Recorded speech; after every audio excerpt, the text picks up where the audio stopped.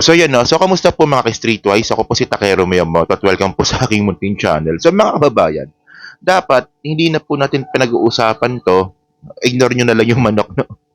Dapat hindi na po natin pinag-uusapan to kasi tapos na po tong issue po na to. Ito po yung private concert po ng Duran Duran dun po sa birthday ni PBBM. Actually tapos na to wala na tayong dapat pag-usapan dito Kasi malinaw naman mga ka-Streetwise no, na ang mga kaibigan po ni PBBM, ni Presidente Marcos, yung nag-sponsor po ng surprise birthday party po na yan. Yun nga lang mga kababayan, biglang sumabog po yung internet ngayon. Dahil po sa balita po na to, dahil ang tinuturong nag-leak pala, di ba, ng picture ay si Amy Marcos. Kanina nung nabalitaan ko to, wow, sabi ko, grabe naman si Super Tae, no? So ito pakita ko na lang sa inyo. So ito mga kababayan, no, ayan po yung picture na nag-leak. Doon po sa birthday po ni PBBM kung saan nga po ng concert yung Duran Duran.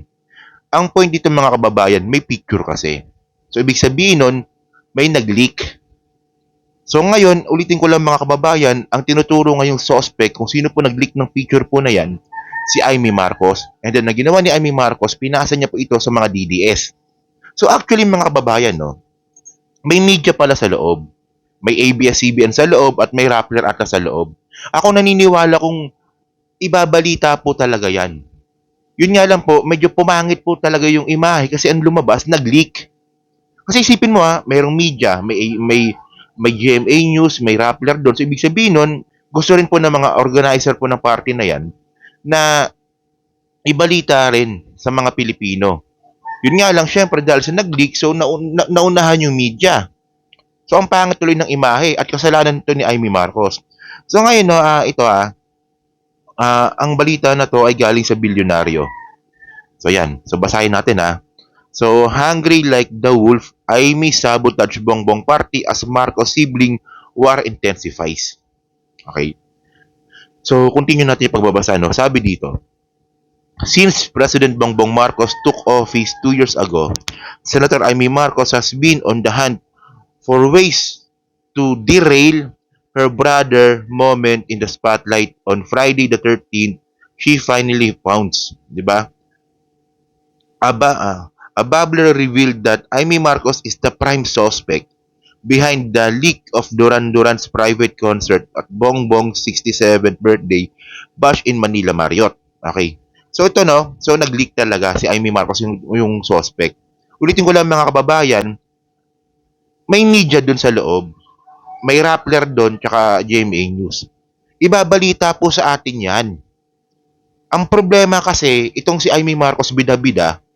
So nilik niya. So ibig sabihin nun, ang labas tuloy sa atin ang labas tuloy nito tinatago sa atin. 'Di ba? Ang point dito, bakit may media pa doon? Bakit naglagay pa ng media doon kung di din para ibabalita? Gago talaga to. No? So, kung continue pa natin, sabi pa dito, notorious for stirring up family drama, Amy alleged crashed the ultra-exclusive event, snapped a photo of the iconic 80s band performing, and then made a swift exit. So, ang balita ngayon, hindi talaga invited si Amy Marcos. Parang ayun na lumalabas, malamang sumama ang loob. Kasi nga naman, sino ba namang magtitiwala kung mayroon kang ganyang klaseng kapatid? O, di ba? So, hindi invited. So, ang ginawa doon ay Amy Marcos, pumasok sa loob, may dalang camera, pinicturan, lumabas ka agad. So, siya pa talaga. No, well, actually, siya talaga dapat. Kasi hindi niya pwedeng ipagawa ito sa mga staff niya kasi hindi papapasukin. At least, si Amy Marcos, kahit na hindi invited, kapatid ng presidente, papapasukin po yun sa event. It makes sense mga kababayan, no? It makes sense, no? So, she believed to have immediately sent the leaked picture to a vlogger linked to Duterte diehard supporter. So, yung picture nga po na yan ay nilik niya nga po kay SAS. Okay. So, ngayon mga kababayan, no? Kasi ito nakita ko rin to. Actually, na-content ko na rin to, no? Ito yung point dito, So, meron kasing what to do. Ito yon, no? Sa birthday nga po ni PBBM. At ang nakalagay talaga dito, ang birthday party daw po ay private. And then, bawal ang cellphone. So ngayon, pag sinabing bawal ang cellphone, napagbintangan patuloy natin yung mga staff ng Marriott. Bobo rin kasi Amy, no? So ngayon, ang point dito mga kababayan, kasi ang masisira dito yung Marriott, di ba? Yung private party po dapat nag-leak. Ngayon kahit ako ang sinisisi ko dito yung Marriott, yung admin ng Marriott. So paano nakalusot yung trader na yan? Yun naman pala kakabintang natin sa staff ng Marriott na baka may DDS doon sa loob. Si Amy Marcos lang pala yung nag-leak ng picture. 'Di ba? Well, mga kababayan, no? Well, ito to be fair ulit, sasabihin ko na lang ulit, no? Ngayon pabo naman. To be fair mga kababayan, sasabihin ko lang ulit. Yung sinasabi kasi ng mga DDS na meron nilabag na batas dito, yung Republic Act 6713 ba yun? I just forgot, no? Na sabi nila, bawal yan, bawal magbigay ng regalo. No, hindi ganoon yun. Ang bawal dito mga kababayan, yung magbigay ng regalo na may kapalit. So, hindi bawal tumanggap ng regalo ang isang presidente or ang isang public officials. Ang masama dito yung may kapalit. Okay? Para maging fair tayo dito mga kababayan.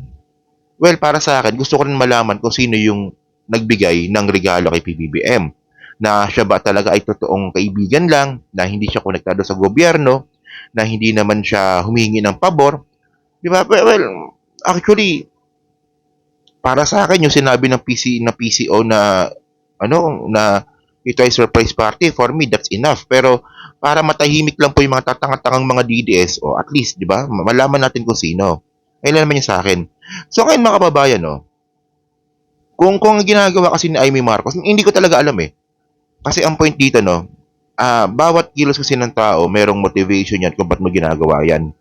So, ano bang motivation ni Amy Marcos kung ba't niya ginagawa itong paninira sa kapatid niya? Well, kung ang plano ni Amy Marcos na tumakbo bilang presidente or manalo sa re-electionist, di ba, sa 2025 bilang senador, kasi dalawa lang yan eh. Di ba? Re-electionist sa 2025 or maging presidente sa 2028 or vice president, ayan ang gusto niyan eh. Kung ito yung nagiging strategy ni Amy Marcos, ang pangit na strategy mo. Palitan mo yung strategy mo. Isipin mo Marcos yung apelido mo, pero naka-align ka sa mga Duterte. Naka-align ka dun sa sangkot at pasimuno ng Pogo. Naka-align ka dun sa sumusuporta sa isang rapist na si Kibuloy. Naka-align ka dun sa sinasabing mamamatay tao na may kaso sa ICC. Ang pangit na strategy mo. Di ba? Well, kasi mga kababayan, ang paniniwala pa rin talaga ni Amy Marcos, Marcos pa rin siya. 'Di ba? Na kung makukuha niya yung mga Marcos loyalist, importante makuha niya rin po yung mga DDS. Na it doesn't work that way mga kababayan. Tandaan natin, marami na rin pong mga loyalista. Ako naniniwala kong ganoon eh. Marami na rin pong mga loyalista ang hindi na rin po talaga nagugustuhan si Amy Marcos. At marami din po mga DDS na hindi rin aprobado, 'di ba, si Amy. Kumbaga nakukulangan sila kay Amy. So, dapat ma-establish mo yung yung vote base mo. At ngayon nakikita ngayon natin 'yan kasi actually merong bagong survey ngayon yung Tangere. Wala na po si Amy Marcos sa top 12. Wala na. So, pakita ko sa inyo yan, no? So, number 1 si Erwin Tulfo, si Duterte nandiyan pa rin. Tapos si Bongo, si Pia Cayetano, number 3. No? So, si Tito Soto, si Ben Tulfo, si Pacquiao. So kung makita nyo dyan mga kababayan, wala na si Amy. So hindi ko alam kasi ang iisipin natin dito, inggit eh. Inggit lang eh. Di ba, inggit ka sa kapatid mo. Kaya mo ginagawa to. Kung totoo na ikaw yung nag-leak kasi ngayon merong article ngayon from Bilyonaryo na ikaw yung nag-leak ng ng information na ulitin ko lang na yung leak na yan, di naman dapat leak ang tawag diyan kasi may media sa loob. O di ba? Ako'y nagulat lang talaga dito, no? So, yun mga kababayan, no? So, dyan po sa Team Replay, no? Nung masabi nyo nga po dito sa content natin ngayon. At kayo ba naniniwala ba kayo na si Amy Marcos talaga yung nag-leak ng picture na to at nag-leak sa mga DDS? Ang point dito, no? Mas malapit pa talaga si Amy Marcos sa mga DDS vlogger, no? Kaysa sa amin. 'Di ba? Kami nga ewan ko lang kung kaming mga taga-suporta ng presidente na vlogger, wala kaming masyadong kilala sa staff ni Amy Marcos. Buti pa sa mga ibang congressman eh. Buti pa sa mga ibang mga politician, meron kaming mga nakakausap eh. Kay Amy Marcos talaga, mas nakadikit talaga siya sa mga vlogger ng mga Duterte. At kita naman namin yan. Meron pa siyang PVE, di ba? Yung Philippine Vloggers Elite, na yung matawag doon. Oh, vlogger mo yan 'di ba? Bumuo ka ng vlogger para sa iyo ngayon iniwan ka na rin. Oh, so yun so kayo ba naniniwala ba kayo na si Amy Marcos yung nag-leak ng picture po na to? So, yun, no? So diyan po sa Team Replay, so paki-comment lang po sa baba. And then pa-share, pa-like, pa-subscribe na lang din po kung di naman po kalabisan. Okay? So maraming salamat po sa inyo lahat. Kita na lang ulit tayo sa susunod po na video. So thank you po. Salamat. Bye-bye.